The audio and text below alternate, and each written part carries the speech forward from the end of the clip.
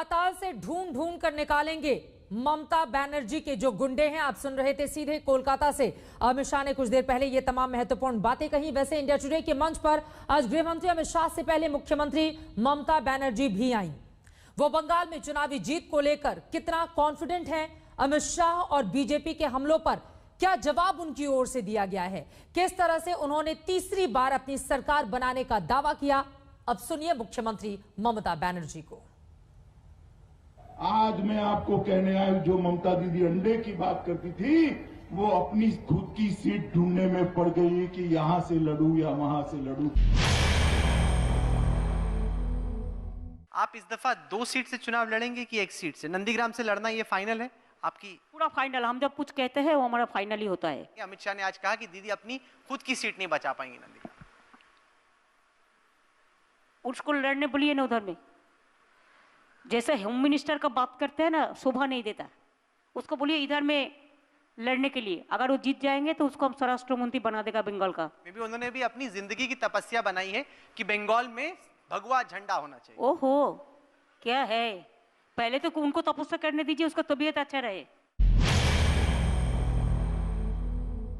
अब देखो ना, ये सब प्रोग्राम करते हैं ना, रथो यात्रा, लोग नहीं है भगता है। इतना पैसा खर्चा करने का बाद भी पीछा सीट में लुका छुपा के रहता है। और हमको गाली देने से क्या होगा? हम तो मीटिंग करके ये लोग सब देखा। हम तो 5-6 दिन, 7-8 दिन, 10 दिन, 15 दिन से रैली करके आ रहा है। हमारा रैली में तो एक मीटिंग में लाखों से करीब ज्यादा आदमी आता है। माँ बहन का संख्या आप देखो, यंग जनरेशन को देखो, हर सेक्शन को देखो, हर आदमी का साथ हम है। लोग बाहरी, हाँ, हम बाहरी उसको नहीं कहते हैं इंडियन को, कि हमारा इधर में भी चाहे राजस्थानी हो, चाहे बिहारी हो, चाहे यूपी हो, चाहे गुजराती हो, चाहे पंजाबी हो, चाहे बंगाली हो, चाहे नॉन बंगाली हो, सब है। लेकिन जो गुंडा गद्दारी करके बाहर से आते हैं, बंगाल में गुंडा गद्दारी करके जबरदस्ती कुछ करने के लिए हम उसको बाहर का आदमी बोलते हैं।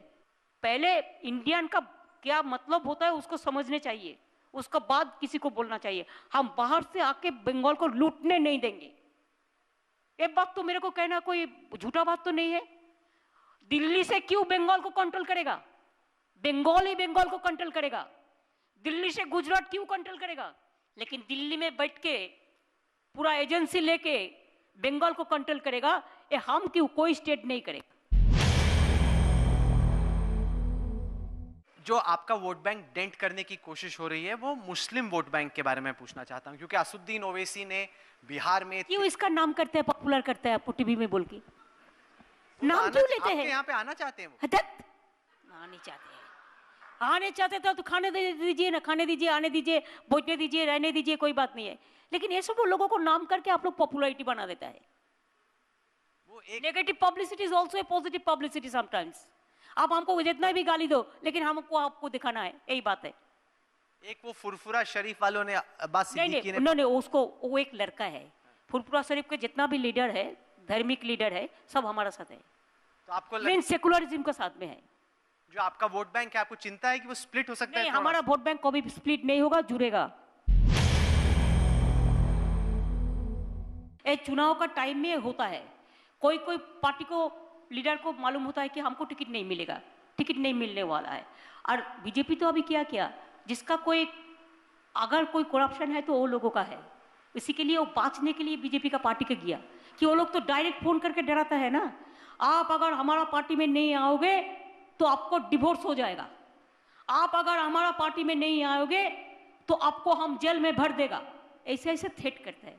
उसी के लिए थ्रेट के लिए 2-4 गया है, जो गया है हमारे लिए अच्छा है। हम सफेद हो गया है बीजेपी। दिस करेक्ट कि 22 किलोमीटर आप कोशिश करती कि हर रोज आपकी वॉकिंग, वो हमारे रिपोर्टर्स कंप्लेन कर रहे थे कि जब आपने कोलकाता में वॉकिंग आपने अपनी यात्रा की तो वो बेचारे थक गए थे, आपसे हाफ एज के लोग। नहीं, हम ट्रेडमिल में टाइम इतना नहीं मिलता है। देखिए, ट्रेडमिल में 12 किलोमीटर करने से आपको 2 घंटा टाइम चाहिए, तो 2 घंटा टाइम हम 7 से 9 बजे तक करते हैं, और ट्रेडमिल में ही काम भी करते हैं। ट्रेडमिल में मेरे को पेपर भी पढ़ लेता है, उधर में फ़ोन भी बात कर लेता है, मैसेज भी कर लेता है, कोई सोचना है तो सोच भी लेता है, कुछ पढ़ने का बात है तो पढ़ने का बात भी कर लिया। हम बजट बनाया वो ट्रेडमिल में बैठ के, ट्रेडमिल में मैंने वॉकिंग करते आइडिया आता है। लेकिन हम 12 किलोमीटर ट्रेडमिल करते हैं, बाद बाकी 10 किलोमीटर 10-12 किलोमीटर हम वॉकिंग करते हैं। My level of confidence is 110%। And कितना सीट आएगा वो हम आपको नहीं बोलेंगे, कि इसी के लिए कि हमको इतना दिन 2 टर्म में जितना सीट मिला इससे ज़्यादा तो जरूर आएंगे, और 221 का कम नहीं होगा। पश्चिम बंगाल चुनाव को लेकर अपने अपने दावे, अपने अपने वादे, आगे क्या होगा इस पर लगातार बनी रहेगी आज तक की नजर। आगे बढ़ते हुए कुछ और खबरों से करते हैं आपको खबरदार। पूर्वी लद्दाख में तनाव के 9 महीने और सीनियर कमांडर्स के स्तर पर 9 दौर की बातचीत के बाद एलएसी पर चीन को अब भारत लाइन पर लेकर आ चुका है। रक्षा मंत्री राजनाथ सिंह ने संसद में आज इस बात का ऐलान किया है और एलएसी पर डिस एंगेजमेंट यानी कि दोनों तरफ सेनाओं के पीछे हटने का ब्लूप्रिंट देश के साथ शेयर किया, जिसके मुताबिक चीनी सेना अपनी टुकड़ियों को पैंगोंग झील के नॉर्थ बैंक में फिंगर 8 के पूर्व दिशा में रखेगा। यानी चीन की सेना अप्रैल-मई 2020 वाली जगह पर वापस लौटेगी। भारत भी अपनी सेना की टुकड़ियों को फिंगर 3 के पास अपने स्थायी बेस यानी धनसिंह थापा पोस्ट पर रखेगा। फिलहाल फिंगर 4 से 8 के बीच अस्थायी बफर जोन बनाया गया है, यानी दोनों देशों की सेनाएं इन इलाकों में पेट्रोलिंग नहीं करेंगी। लद्दाख सीमा पर डिसएंगेजमेंट की यह प्रक्रिया बुधवार से शुरू हो चुकी है। आज रक्षा मंत्री राजनाथ सिंह ने लोकसभा में दावा भी किया है कि इस समझौते से भारत ने कुछ नहीं खोया है।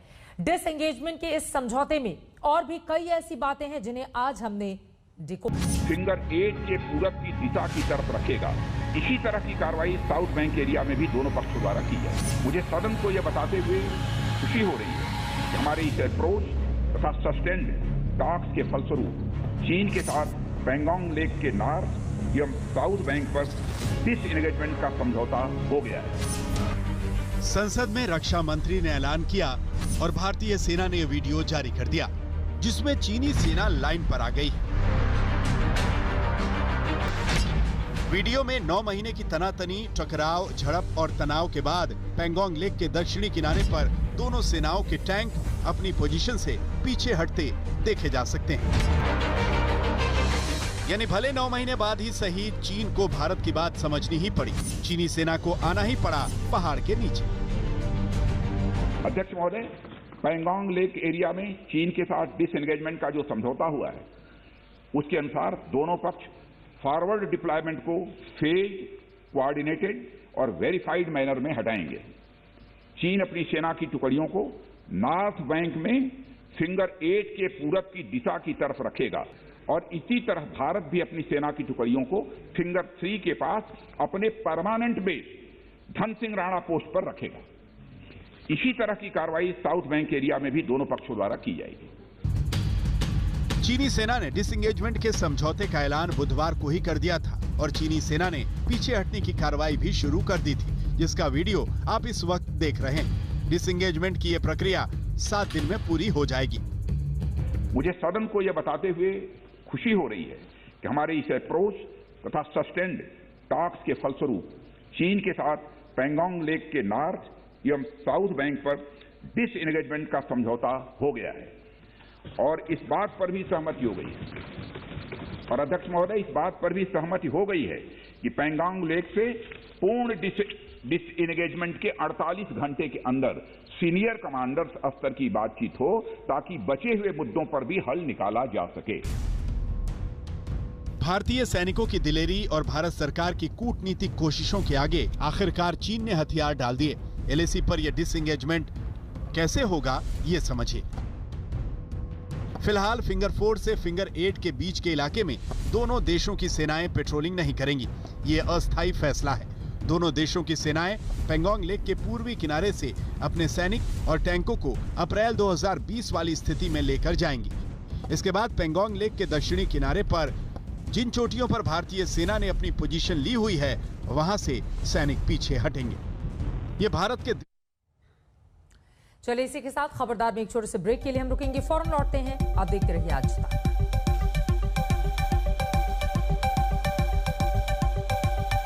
नमस्कार, मैं हूं अंजना ओम कश्यप। हमें उम्मीद है ये वीडियो आपको पसंद आया होगा। लेटेस्ट खबरों के लिए यूं ही देखते रहिए आज तक और इस वीडियो के पसंद आने पर लाइक, शेयर एंड सब्सक्राइब करना ना भूलें।